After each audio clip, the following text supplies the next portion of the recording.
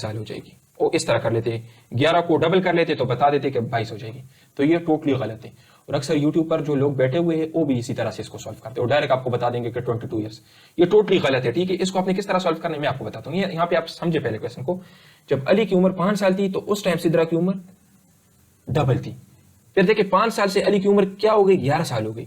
तो सिंपली सिद्रा की उम्र भी इतनी साल बढ़ जाएगी ना। तो हमने इसको कैसे सॉल्व करना है अभी यहाँ पे देखिए। अस्सलाम वालेकुम डियर स्टूडेंट्स, उम्मीद करता हूँ कि आप सब खैरियत से होंगे and welcome to the line forces academy YouTube channel. So dear students, आज के इस वीडियो के अंदर मैं आप लोगों को PMA 155 long course, PMA 155 long course के मोस्ट रिपीटेड वर्बल पढ़ाने वाला हूं। इस वीडियो के अंदर मैं आपको जो बार बार टेस्ट में वर्बल के क्वेश्चंस आते हैं वो करवाऊंगा और उसके शॉर्टकट ट्रिक्स आपको करवाऊंगा और उम्मीद करता हूं कि उस शॉर्टकट ट्रिक की मदद से आप कोई भी क्वेश्चन 2 से 3 सेकंड में सॉल्व कर सकते हो। तो जो भी शॉर्टकट ट्रिक इस वीडियो के अंदर मैं आपको बताऊं वो आप अपने साथ लाजमी लिखा करें, क्योंकि उससे आपके वर्बल के मैक्सिमम क्वेश्चन सॉल्व हो जाएंगे। बाकी अगर आपको लेक्चर पसंद आते हैं और आप हमारे पेड क्लासेस को ज्वाइन करना चाहते हो तो ये हमारा कॉन्टैक्ट नंबर है। डियर स्टूडेंट्स, अगर आपने अभी तक हमारी वीडियो लाइक नहीं की तो वीडियो को लाजमी लाइक करें, क्योंकि आपको पता है कि एक वीडियो को बनाने में हमारे तकरीबन 4 से 5 घंटे लगते हैं। इतना मेहनत करते हैं ताकि हम आपको बेहतर से बेहतर कंटेंट प्रोवाइड कर सके। और मैं आपको उम्मीद से कह सकता हूं कि इंशाल्लाह इस वीडियो को देखने के बाद आपको बहुत कुछ सीखने को मिलेगा। तो वीडियो को लाजमी लाइक करें और उसको अपने दोस्तों के साथ शेयर करें। सो डियर स्टूडेंट्स, जैसा कि आप सबको पता है कि पीएमए 155 लॉन्ग कोर्स की जो रजिस्ट्रेशन है वो 22 अक्टूबर तक है। बाकी जिन स्टूडेंट्स ने हमसे तैयारी करनी है तो उन्होंने अभी रजिस्ट्रेशन नहीं करनी, हम उनको सेंटर भी बताएंगे कि किस सेंटर में उन्होंने रजिस्ट्रेशन करनी है और डेट भी बताएंगे, क्योंकि हम टेस्ट की पासिंग गारंटीड तैयारी करवाते हैं और टेस्ट से पहले हम आपको 200 सेलेक्टेड एमसीक्यूज भी देंगे।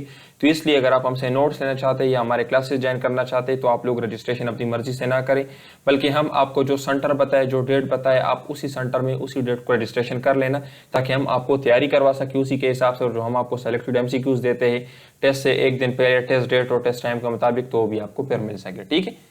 सो डियर स्टूडेंट्स, चले स्टार्ट करते हैं अपने आज के कि 80% आप 8 आप लोगों ने मालूम करना है।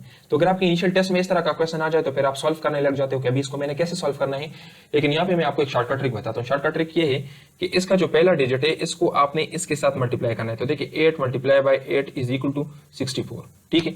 तभी आप यहाँ पे देखिए आपका जो आंसर है 64 आ रहा है, लेकिन यहाँ पे आप देखिए आपने 8 का 80% मालूम करना है। इट मींस कि आपका आंसर इस 8 से कम होना चाहिए। तो मैंने क्या किया, मैंने डायरेक्ट यहाँ पे पॉइंट लगाया तो 6.4 मेरा आंसर हो गया। अगर आपसे एक क्वेश्चन पूछे कि 80% आप 80, तो फिर आपका आंसर क्या होगा, 8 multiply by 8 is equal to 64। तो देखिए अभी मेरा आंसर इससे कम आ रहा है ना, तो फिर पॉइंट लगाने की जरूरत नहीं है। लेकिन यहाँ पे देखिए 64 आ रहा है और मुझे 8 का 80% मालूम करना है, क्योंकि देखिए 8 का 100% क्या होगा, 100% मेरे पास 8 ही होगा ना। तो अगर 8 का 100% 8 है तो इट मींस कि मेरे पास इसका जो 80% है वो इससे कम होगा, तो इसलिए मैंने पॉइंट लगाया, ठीक है। तो देखिए डियर स्टूडेंट, जब भी आपके टेस्ट में इस तरह का क्वेश्चन आ जाए अक्सर आपको देते हैं कि 90% आप 90% आप 90, तो आपने क्या करना है, इसको इसके साथ मल्टीप्लाई करना है, 9 81। अगर आपको दे दे कि 90% आप 9, तो आपने फिर क्या करना है, 9 81 दरमियान में पॉइंट लगाना है, तो 8.1 आपका आंसर हो जाएगा, ठीक है। तो पहला क्वेश्चन मैंने आपको क्या बताया, परसेंटेज का।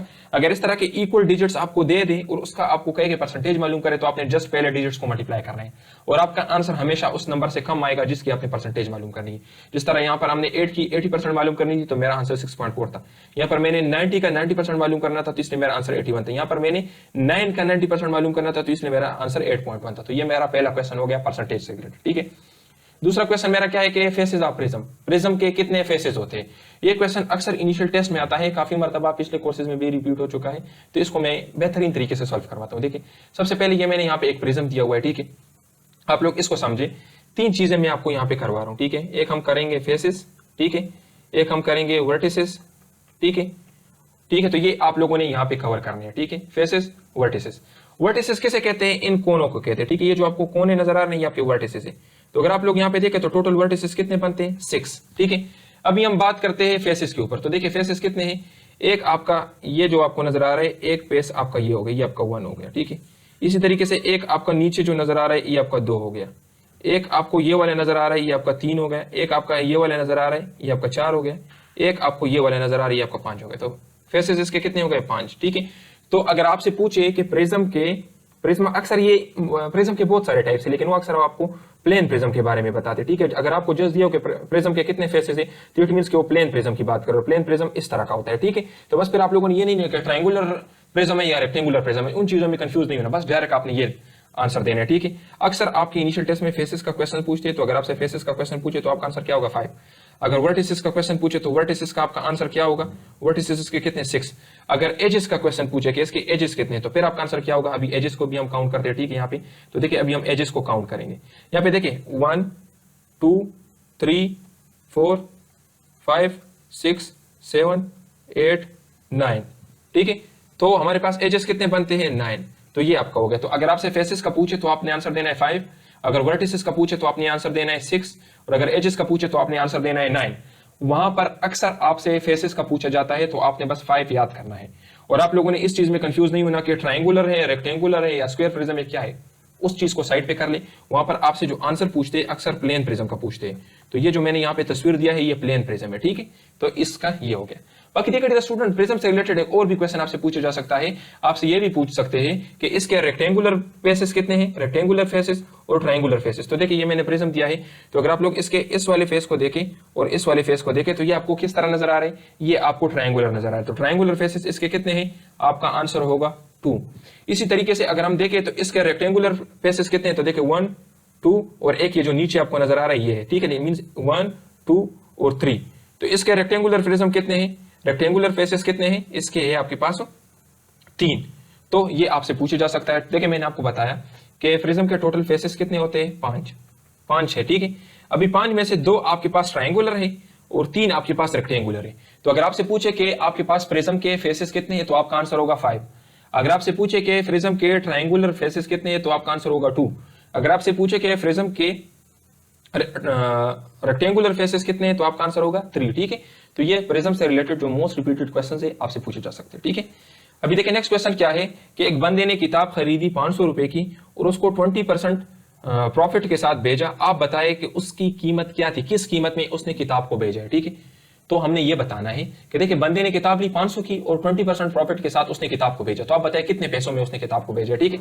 तो देखिए डियर स्टूडेंट, सबसे पहले मैं यहाँ पे आपको एक शॉर्टकट ट्रिक बताता हूँ परसेंटेज रिलेटेड का, ठीक है। परसेंटेज का एक शॉर्टकट ट्रिक बताता हूँ। जब भी आपने किसी नंबर का 10% मालूम करना है तो आपने क्या करना है, आपने डायरेक्ट पॉइंट की शिफ्टिंग करनी है। जिस तरह लेट सपोज यहाँ पर देखिए मेरे पास है 500, अगर 500 का मैंने 10% मालूम करने तो डायरेक्ट देखिए मैंने यहाँ से यहाँ पे पॉइंट को शिफ्ट किया तो मेरे पास क्या हो जाएगा 50।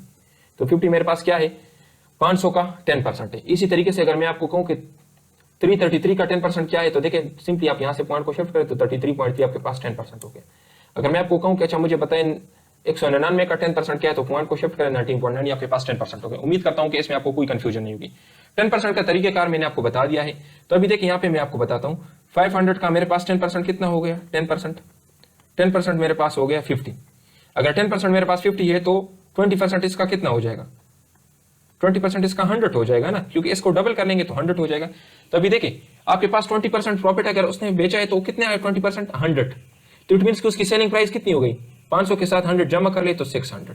समझ आ रही है इसकी। तो देखिए डियर स्टूडेंट, ये क्वेश्चन आपको मुख्तलिफ तरीकों से दे सकते हैं, ठीक है। अभी ये क्वेश्चन किस किस एंगल से आपको दिया जा सकता है आपकी इनिशियल टेस्ट में। हो सकता है कि आपको ये बताए कि एक बंदे ने किताब खरीदी 500 की, उसको भेजा 600 रुपए का। आप बताएं कि उसने कितना प्रॉफिट किया परसेंटेज में, ठीक है। तो प्रॉफिट परसेंटेज आप बताएं। तो ये भी आपको बता सकते हैं कि 500 रुपए की बुक ली, 600 की उसने बुक भेजी, आप बताएं परसेंटेज प्रॉफिट, ठीक है। तो इस तरह से भी आपको दे सकते हैं। तो अगर क्वेश्चन आपको जिस भी तरीके से दे दे, काम एक ही आपने करना है। क्या काम करना है, आप लोगों ने 10% मालूम करना है। 10% मालूम करने से डायरेक्ट आपको पता चल जाएगा। अभी देखिए मैंने 10% मालूम। स्टूडेंट्स, अगर आप हमारे टेस्ट पासिंग गारंटीड नोट्स को बाय करना चाहते हैं तो इसमें हम आपको 4 सेट्स देंगे नोट्स के, ठीक है। और इसकी जो फीस है 4500 है। नॉर्मल इस नोट्स की जो फीस है 5500 है। अभी हमने डिस्काउंट लगाया हुआ है, आपको 4500 के ये नोट्स मिलेंगे। और अगर आपको हार्ड कापी चाहिए तो हार्ड कापी आपको 5500 की मिलेगी, ठीक है। हार्ड कापी पाकिस्तान पोस्ट के थ्रू भिजवाएंगे। सॉफ्ट कापी आपको एक मोबाइल ऐप देंगे, उसके थ्रू आपको मिलेंगे। इसके अंदर क्या क्या मिलेंगे, नॉन वर्बल के आपको रिपीटेड क्वेश्चन मिलेंगे, वर्बल के मोस्ट रिपीटेड क्वेश्चंस मिलेंगे। वर्बल नॉन वर्बल के क्वेश्चंस मिलाकर टोटल 350 क्वेश्चंस होंगे और इसी से आपके टेस्ट के नॉन वर्बल 64 और वर्बल 84 100% इन्हीं क्वेश्चंस आएंगे। इसके साथ ट्रिक्स भी हमने लिखे। फिर उसके बाद देखिए पिछले 5 साल के जो पास्ट पेपर्स है तो उनको हमने सॉल्व किया है, वो भी हमने अपने नोट्स के अंदर दिया। और ये नहीं कि हमने सिर्फ उसका आंसर दिया बल्कि उसके साथ डिटेल्ड एक्सप्लेनेशन भी दिए। और फिर ये हमारी कंप्लीट एकेडमिक के नोट्स आ जाते हैं। तो ये नोट्स आपको मिलेंगे। इसके साथ हम आपको व्हाट्सएप ग्रुप में ऐड करेंगे जहाँ पे टीचर आपके साथ होंगे। अगर किसी चीज़ की समझना है तो आप टीचर से पूछ सकते हो, आपको गाइड करेंगे।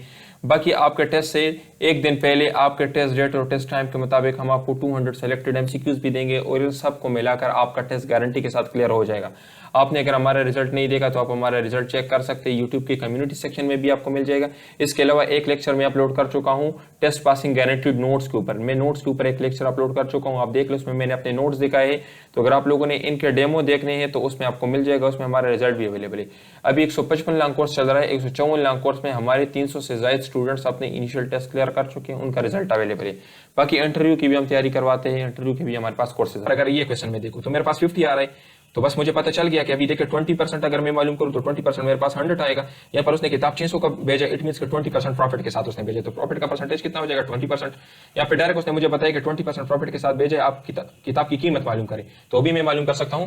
तो जिस भी तरीके से आपको क्वेश्चन दिया जाए आपने क्या करना है, 10% मालूम करना है। 10% मालूम करने के लिए आपने क्या करना है, पॉइंट को आप लोगों ने शिफ्ट करना है, ठीक है, पॉइंट की शिफ्टिंग करनी है और फिर उसको आपने अगर 20% करना है, 30% करना है, जो भी करना है उससे आप लोग मालूम कर सकते हो, ठीक है। नेक्स्ट क्वेश्चन क्या है कि अगर येस्टरडे को ट्यूसडे है तो आप बताइए कि डे आफ्टर टुमारो को कौन सी दिन होगी। तो देखिए ये कैलेंडर टाइप का क्वेश्चन है, आपकी इनिशियल टेस्ट में जब भी इस तरह का क्वेश्चन आ जाए तो आप लोगों ने क्या करना है, यहाँ पर येस्टरडे आपके पास क्या है, ट्यूसडे, येस्टरडे के साथ आप लोगों ने सिंपली 3 दिनों को जमा करना है।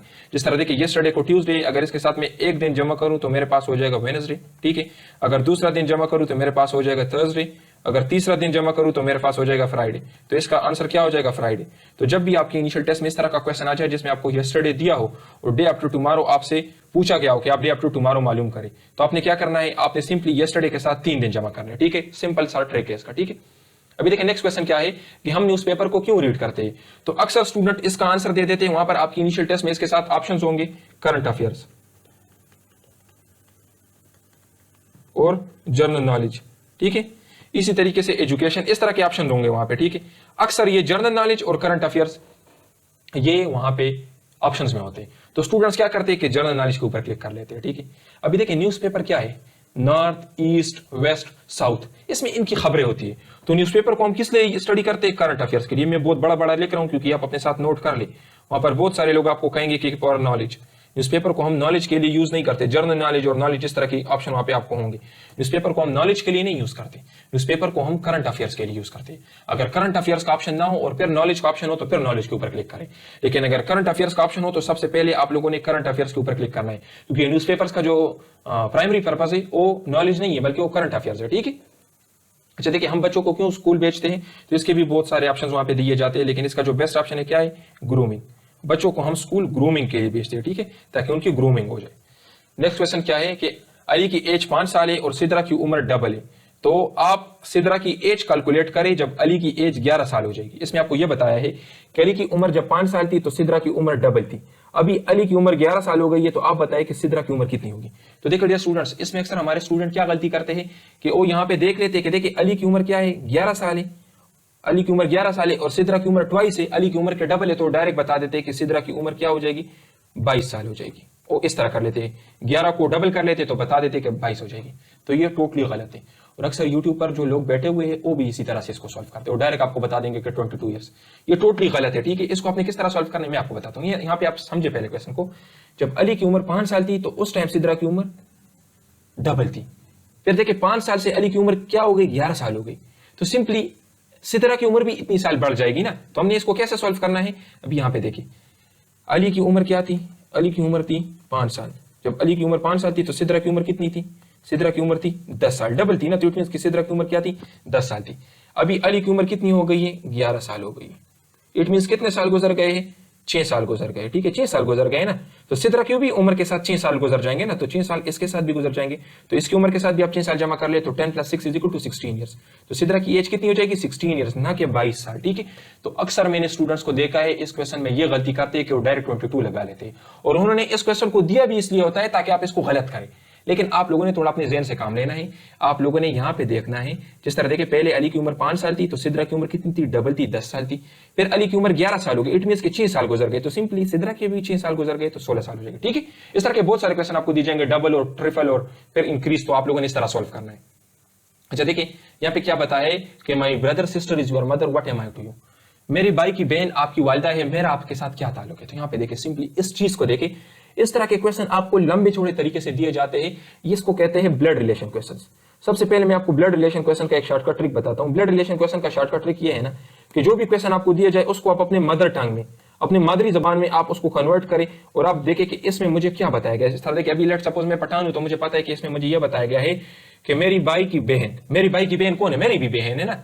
मेरे भाई की बहन means my sister, my sister is your mother, आपकी वालिदा है। इट मीन्स कि मेरी सिस्टर जो है, मेरी सिस्टर का जो बेटा है ना, मेरी सिस्टर का जो बेटा है उसकी बात हो रही है। तो उसको यह बताया गया है कि ये सिस्टर है और मैं उसका ब्रदर हूं, ठीक है, और ये मेरी सिस्टर का सन है। तो यह बताया गया है कि मेरा इसके साथ क्या ताल्लुक है, ठीक है, मैं इसका क्या लगता हूं, ठीक है। तो इस रिलेशन का पूछा गया है। तो ब्लड रिलेशन क्वेश्चन को सॉल्व करने का तरीकेकार ये है कि जो भी क्वेश्चन आपको दे दे आप उसको अपनी लैंग्वेज में कन्वर्ट कर ले, अपने मादरी जबान में कन्वर्ट कर ले। लेट सपोज मैं पठान हूं तो मैं इसको पश्तो में कन्वर्ट कर लेता हूं कि मेरी भाई की बहन, तो मेरी भाई की बहन कौन है? मेरी भी बहन है ना, उसका बेटा, तो उसके बेटे का मेरे साथ क्या ताल्लुक है, ठीक है। तो इस तरह आप उर्दू में कन्वर्ट करें, पंजाबी में कन्वर्ट करें, सिंधी में कन्वर्ट करें, वट आपने इसको कैसे सॉल्व करना है, अपनी मादरी जबान में कन्वर्ट करें। जिस रिश्ते की बात हो रही है उसका आप इंग्लिश में देखें कि इंग्लिश में उसका क्या नाम है। जिस तरह देखें यहाँ पे मैं इसका अंकल हूं, तो आप लोगों ने ये देखना है कि सिस्टर का जो मेरा सन है या जो डॉटर है उसका मेरे साथ क्या रिलेशन है, उसका मैं क्या लगता हूं, तो मैं अंकल लगता हूं, ठीक है। तो वो मेरे क्या लगते हैं, वो मेरे नेफ्यू लगते हैं, ठीक है, नेफ्यू लगते हैं। तो इस तरह के इंग्लिश रिलेशंस आप याद कर ले कि इंग्लिश में इस रिलेशन का क्या नाम है।